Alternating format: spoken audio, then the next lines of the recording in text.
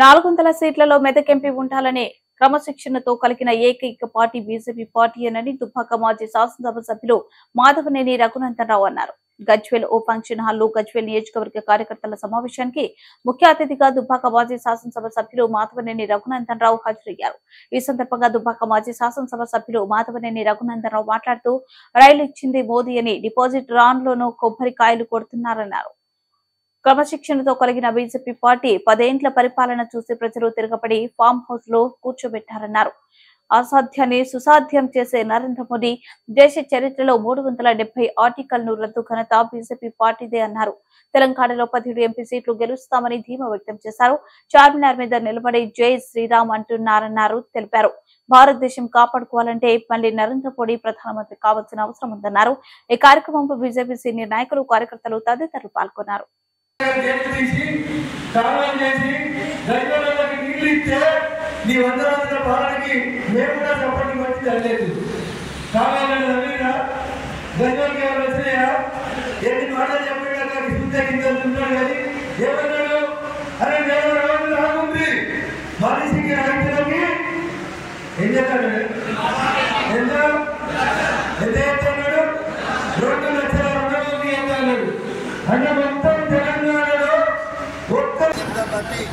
పూర్తి స్థాయిలో తన సన్నద్ధతను కనబరుస్తుండగా మిగతా ప్రతిపక్షాలకి కనీసం అభ్యర్థులు కూడా కరువైనటువంటి పరిస్థితి మెదక్ పార్లమెంట్లో వచ్చి కనబడుతుంది.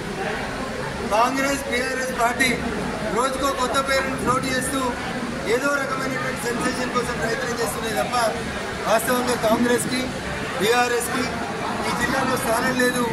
ఈ జిల్లా నుంచి పార్లమెంట్ నుంచి గెలిచేది మెదక్ పార్లమెంట్ అనేది అభ్యర్థుల వేట లోపల కాంగ్రెస్ బీఆర్ఎస్ అవలంబిస్తున్నటువంటి విధానాలను చూస్తేనే అర్థమవుతామని తప్ప ఇంకొకటి కాదు. ప్రజలు కూడా కాంగ్రెస్కి బీఆర్ఎస్కి మధ్యలో పెద్ద వ్యత్యాసం ఉందని భావిస్తలేదు. ఎందుకంటే ఆడ గెలిచిన వాళ్ళని ఈడ తీసుకుంటారు, ఈడ గెలిచిన వాళ్ళని ఆడ తీసుకుంటారు తప్ప ప్రజాస్వామిక విలువలు లేవు. పార్టీ ఫిరాయింపుల్ని ప్రోత్సహిస్తూ అదేదో గొప్పతనమైనట్టు మేము గేట్లు తీస్తే ఎవరు మిగిలరు.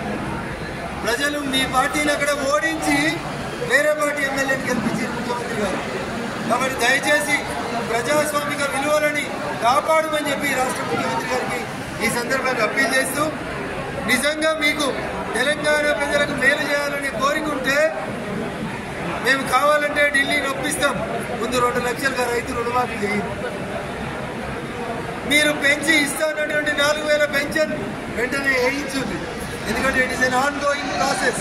ఎన్నికల కంటే ముందు పెన్షన్ వచ్చింది, ఎన్నికలప్పుడు పెన్షన్ వచ్చింది.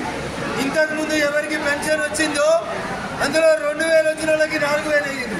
అది కొత్త పథకం కాదు.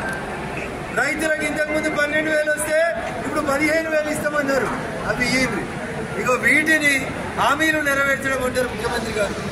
ఇట్లాంటి ప్రజలకి ప్రయోజనకారి అయినటువంటి హామీలని నెరవేర్చకుండా ఎన్నికల జూదానికి మీరు ముందుకొస్తే భారతీయ జనతా పార్టీ భారతదేశం మొత్తంలో ప్రజల మన్ననలు పొంది 3వసారి రాబోతుంది.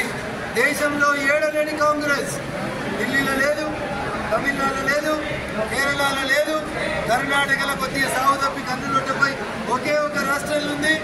హిమాచల్ ప్రదేశ్లో నువ్వు వద్దని నీ పార్టీ ఎమ్మెల్యేలంతా రిజైన్ చేసిపోతు. కాబట్టి దేశంలో ఎక్కడ కనబడని కాంగ్రెస్ తెలంగాణకు ఎందుకు అనేది ఒకసారి ఆలోచించమని చెప్పి